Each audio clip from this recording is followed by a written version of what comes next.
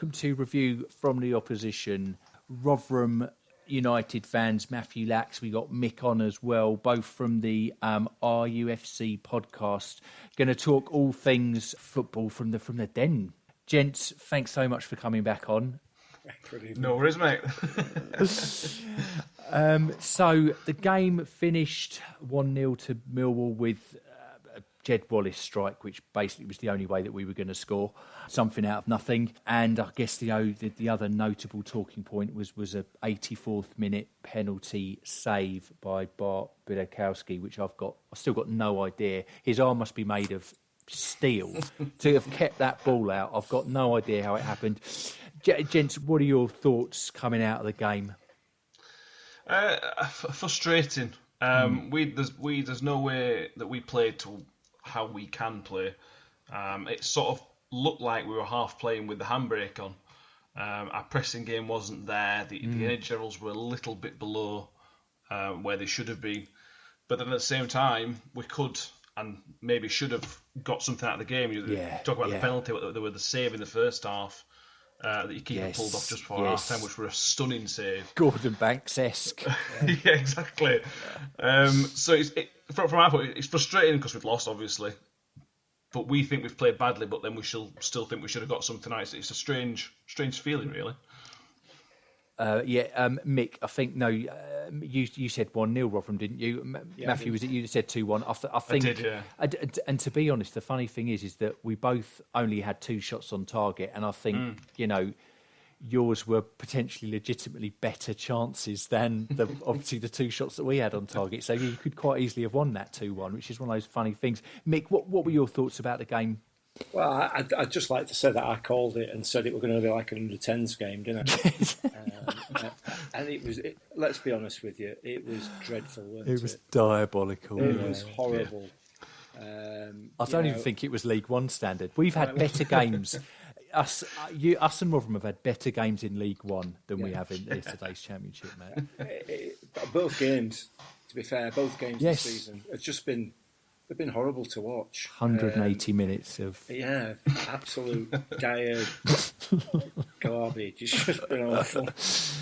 Yeah, there were people, actually, there are people on social media calling for Gary Rowett's head because of the standard of football, and it's been that poor over. I think I mentioned that before, but it was even after yesterday's win. People just don't care. They've just had enough of watching bad football, which I do think that the Saturdays, like when you go, you've had a few beers, just takes the edge off slightly, and you think it's maybe a bit better than it is. I think there's got to be something in that for me. I think I'm like, actually, usually I've had about 6 or 7 pints before we've kicked off, and I'm 15 minutes late, and it is what it is, and actually we look like Brazil. Yeah. with that focus removed, I've suddenly seen what our football's actually like, and it's shocking. What do you think? What was Rotherham's best move in the game? Our set pieces were pretty good. That's all we've got, really. I mean, the header of Ihikwe, your keeper save from Ihikwe, was best overall chance. I think when we put the ball in the box, I think we looked like we troubled you a bit. Yes. As much as your keeper was I can't say his name. Your keeper. Yeah. As much as shots was excellent. We call him Bart. That's it, I'll do, Bart. Yeah. He looked very questionable when the crosses started coming into the box. He didn't look very confident slapping, coming punching. For it. I've seen that a bit more this season. But that's for set pieces, as tends to be with us. Set pieces where we were strongest. And we didn't really come into the game until after the red card, which sounds stupid, really. But the best bit of play came after the red card, which shouldn't really be the case, but unfortunately was. Mick, any high points for you? Yeah, I mean, you're talking about the best move of the game. I mean, we kind of came out of the tunnel reasonably well at the beginning of the game. We were just awful. We were just off our game all for the full match, and we showed very little quality. Nothing like the standard that we've been used to certainly on the run up to the international break. I don't know what it is. I just wonder. We've talked about it earlier on our podcast, and whether there's a bit of a sort of taking your foot off the gas because we've got 12 games coming up, 9 in 1 month. Yes, I mean that's huge. That's yeah, huge. Which 9 in 1 month. God. I don't know whether that's the case or not, but it certainly feels like it. And looking back at the game, that really is how we played. Just sort of half-hearted, which you can't afford to do that. With having the greatest respect to Millwall, that was a winnable game for us yesterday. Yeah, of course. And we should have been looking at it that way, and I don't think we approached it that way.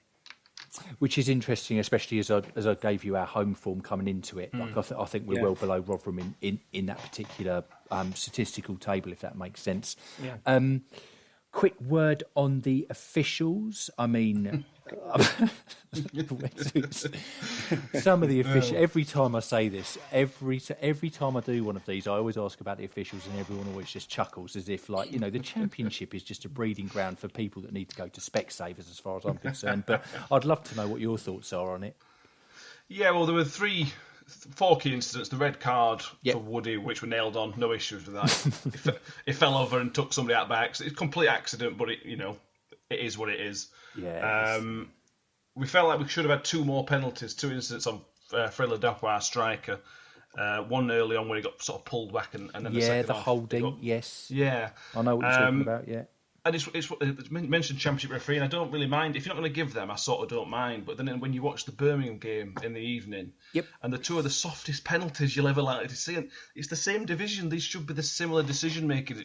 I thought overall, take those penalty incidents out. I thought the referee had an okay game, but he didn't want to make the big decisions. It felt until he gave us a penalty. He did. He let the game. I mean, I used the word flow in a very, he let the game happen. But you're right. He ducked those big decisions, which is interesting, especially is the fact there was no crowd at the Den. Like I often think that when we do get those decisions, although what we tend to see at the Den is the referee going, right, I know that the crowd are going to be on my back, so I give everything to the opposition. I mean, I think that's quite a common thing for Mill. The other thing's interesting, about shirt pulling, because Matt Smith, who big centre forward, is constantly getting like people climbing all over him. He never gets given a penalty. And we had 3 handballs against Blackburn in the box that weren't given as well. So we've been chalking those up. No, So.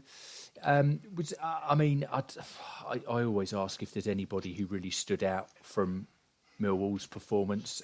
Maybe one of our young lads, but it was pretty difficult. Well, Bart, the goalkeeper, maybe. Did you have anyone else that you saw yesterday? Any numbers that you thought they looked all right?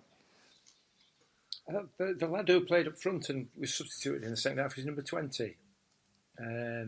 His name is Mr. Bennett. Yeah, Mason Bennett. Yeah, we got from Derby County. Yeah, he's that's about as long as he's got in him. Yeah, yeah. He looked like he's got the potential to be a really dangerous player, but he's kind of. I suspect if you're going from Derby, he's going to be a nearly man into. He's going to be sort of nearly there, but never quite achieving. I believe he was one of the people that were in the car that got crashed after that Christmas party. 24 years old. Gary Rowett signed him at Derby. He seems to have about 60 to 70 minutes in his locker, and then he blows out like he did, and he just goes. But when every now and then he just shows a bit of class, and I'm like, oh. Yeah, why is he at Millwall if he's doing stuff like that?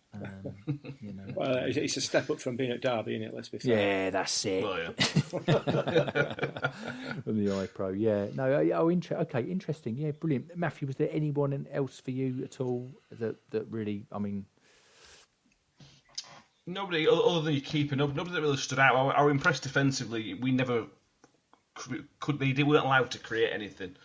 As a defensive unit, you really shut us down trying to play anything through the midfield.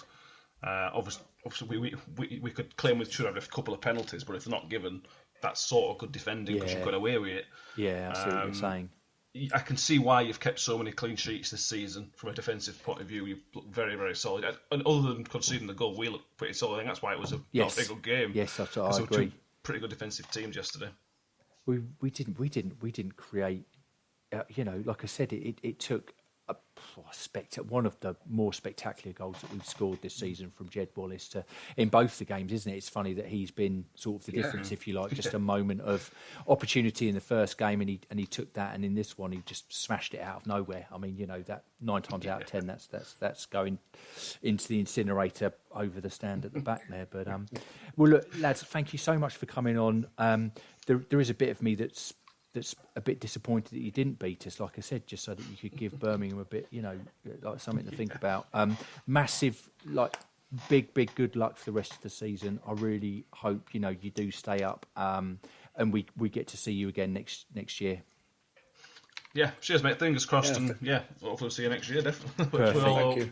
Yeah, fingers crossed.